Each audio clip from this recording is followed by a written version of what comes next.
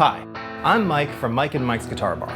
Today we're going to look at arguably the Epiphone brand's most ubiquitous model, the Casino. And while many may associate the Epiphone brand with a lower tier of guitar making as a sub-brand for Gibson in their current incarnation, Epiphone was actually a premier USA-made brand for much of the 20th century. Epiphone's second renaissance as a brand was with instruments made parallel to Gibson at their Kalamazoo, Michigan factory in the 1960s. So it makes sense that the features and specifications of the Epiphone Casino model as it evolved over its original USA production run would parallel Gibson in many respects. We're going to unpack all these specifics and revel in the minutiae of this thin-line hollow body model. But first, let's set the foundation by looking back at the history of the Epiphone company prior to Gibson's acquisition.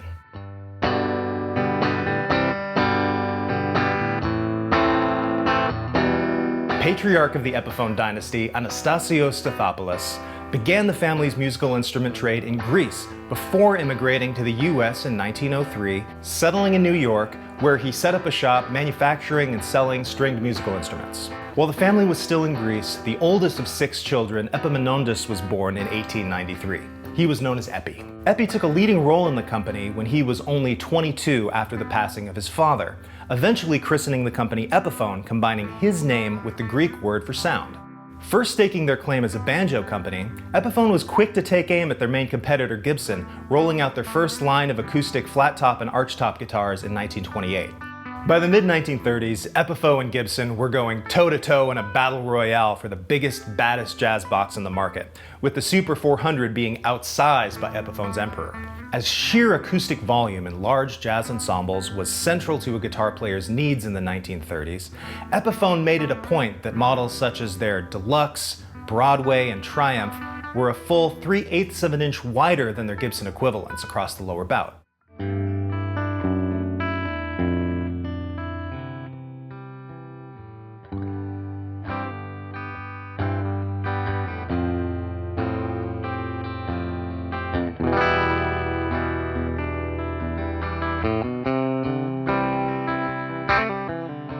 Fortunes for Epiphone waxed and waned over the 1940s and 50s, and in 1957, Gibson's Ted McCarty came a-calling, securing a deal to buy the entire Epiphone company for $20,000. What was that in those days, dollars? In 57, it's about 10 times what it is now, so that would be about $200,000.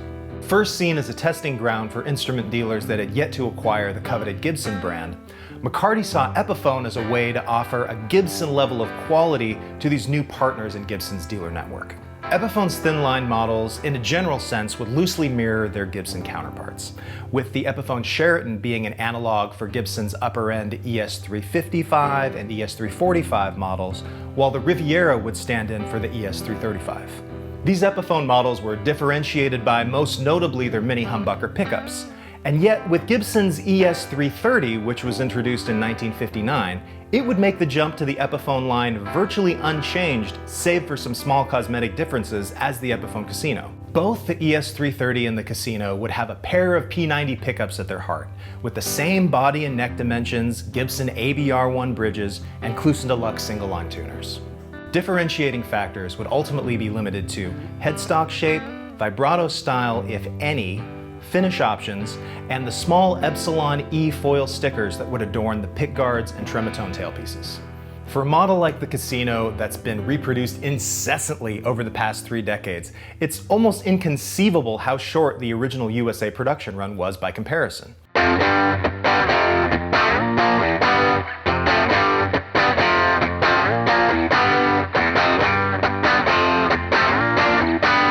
First made in 1961, The biggest boon to the casino's enduring popularity would be its association with the Beatles, with Paul McCartney first getting a model in 1964, and later when John and George got wise. Yet, the casino's production run ended in 1970, practically coinciding with the end of the Beatles themselves. Now, few things have been beaten to death with more love than the Beatles' gear history, so we don't really need to delve into their use of the model. However, there are plenty of other artists that do deserve a passing nod for the casino's enduring legacy as a vital model. Tom York has had both the Gibson ES330 and the Epiphone Casino model in his lineup, and Radiohead's Ed O'Brien has also favored the Casino. Similarly, U2's The Edge has also played both these Epiphone and Gibson models. Both the Rolling Stones' Brian Jones and Keith Richards would pick up the Casino model at relatively the same time as their Beatle compatriots, and the Kinks' Dave Davies would use his Casino on TV performances of All Day and All of the Night and You Really Got Me.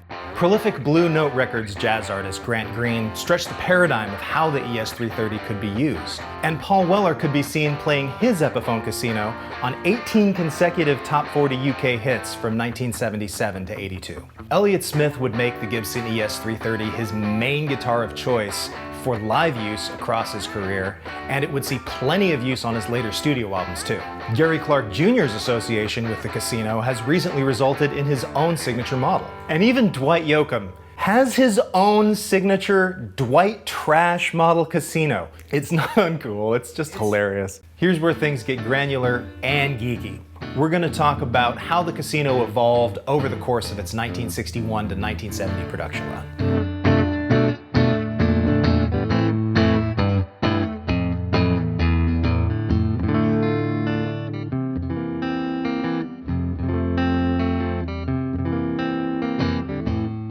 The Gibson ES330 would see these same changes, and these specs would largely ring true across Gibson's electric guitar line in the 1960s. Unlike Gibson's ES335, the Casino and 330 were fully hollow instruments, meaning there was no center block in the body to deter feedback, yet this would produce a more warm and airy tone. The bodies were constructed of laminate maple, with a one-piece mahogany neck meeting the body at the 16th fret. This joint means that there's a bit less access to the higher frets than with, say, a ES335 and Gibson's other more rock and roll-centric models that would meet the body at the 19th fret. The necks were capped with a bound rosewood fretboard, rounding out the essential tone woods. The pickups are a pair of P90s, and these overwound single coils are mounted under dog ear covers. This would differ from how Gibson installed their soap bar P90s in their solid bodies like the Les Paul.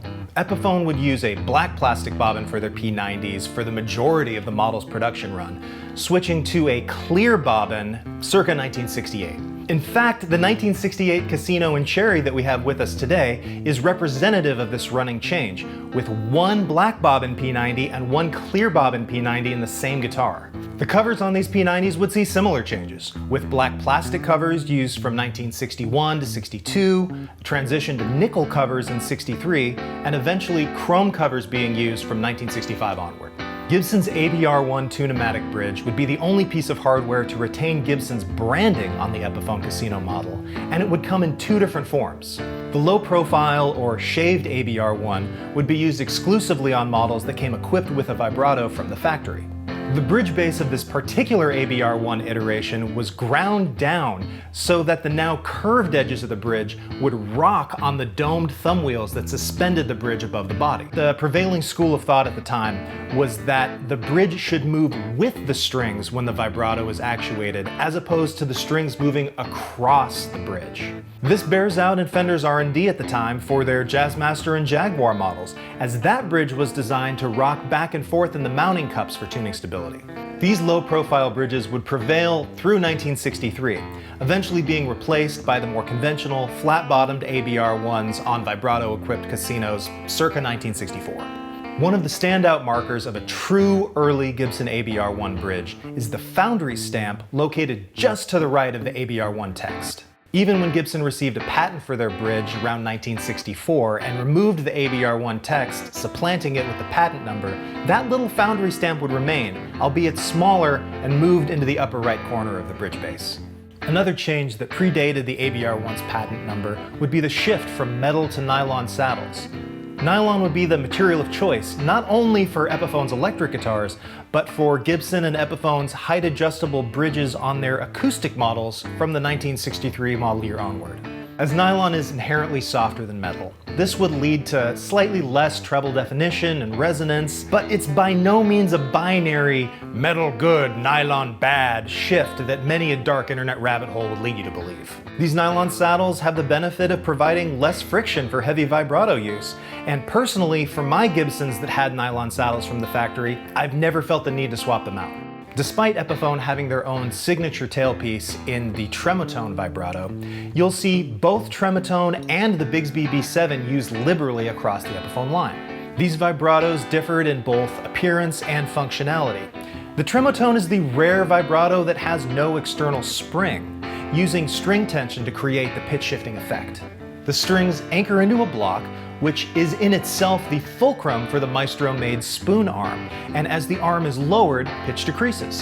The Bigsby B7, in contrast, would use a large spring located directly below the arm to create the tension for the vibrato effect.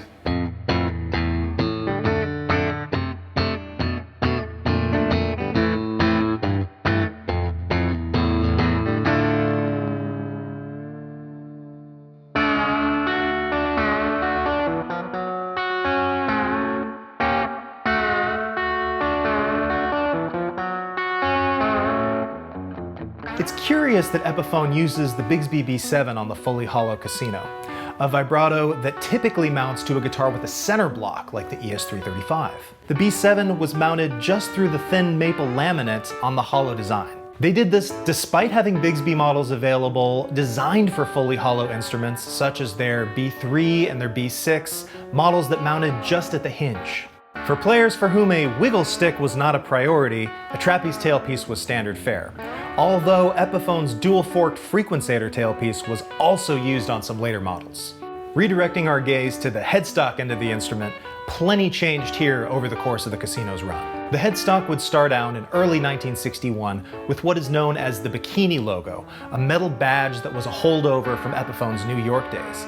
This would quickly be supplanted by a simple perloid Epiphone inlay. The headstock shape would elongate in 1965, becoming less like Gibson's open book shape and gaining a more hourglass appearance. The tuners would also be a subtle variation between the ES330 and the Casino, with the Casino receiving the arguably more expensive metal button Kluson tuners, while the 330 received plastic white buttons. Both models would see the evolution from single line to double line Kluson gears, with a single line of text bisecting the gear housing, shifting to two lines of text framing the gear in 1964.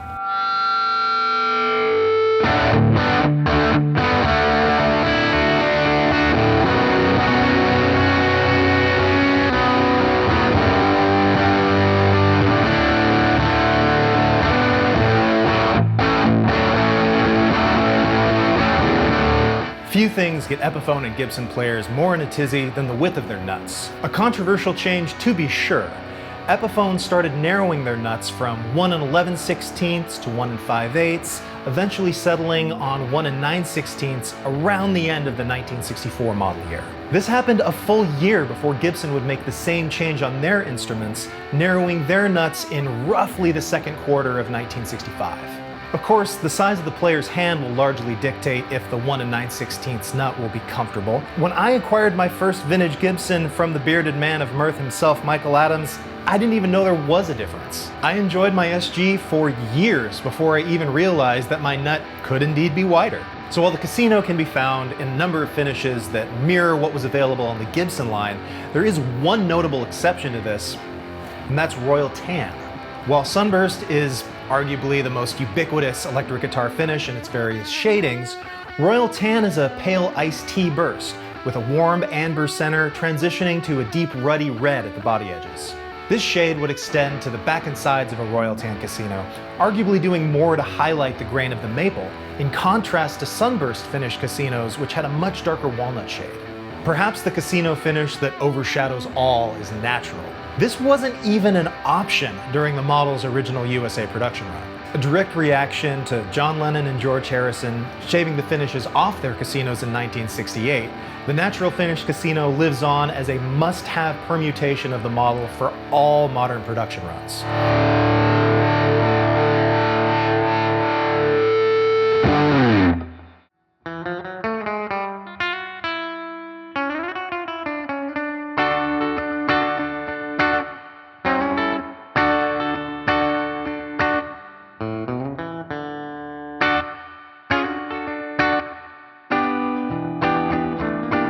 Other cosmetic touches of note include the plastics, with a single-ply transparent tortoise pickguard used on the earliest examples of the casino in 1961, quickly supplanted by a wide bevel multiply white pickguard. Now, this edge bevel would get much narrower around 1966, 1967, and that spec would be mirrored across all of Gibson's ES models. The knobs originally used were Gibson's reflector cap style, in either black or gold to complement the specific finish on the instrument. This would change around 1967, with black witch hat knobs being used uniformly regardless of finish.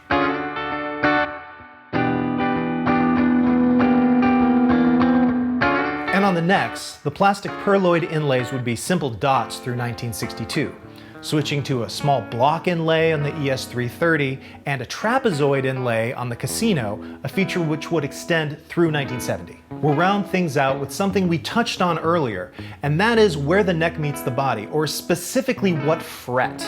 For the majority of the Casino's production run, the neck met the body at the 16th fret. Yet in 1968 this would change, and the neck would be shifted further out of the body, matching Gibson's other ES models, meeting the body at the 19th fret.